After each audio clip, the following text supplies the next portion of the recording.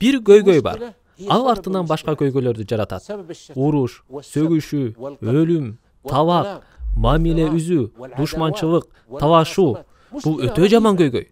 Бул көйгөй жөнүндө пайгамбар саллаллаху алейхи ва саллям эскерткен. Бир киши келип, "Мага осуят бериңиз" деп сураганда, пайгамбар ага "Ачууланба" деди. Дагы осуят бериңиз деп 3 жолу айтса да пайгамбар ага "Ачууланба" деп жооп берет. Ачуулануу сени талкалайт. Сенин ден соолугуңду, сооп иштериңди, келечегиңди, мамилеңди, үй бүлөңдү, баардык нерсени талкалайт.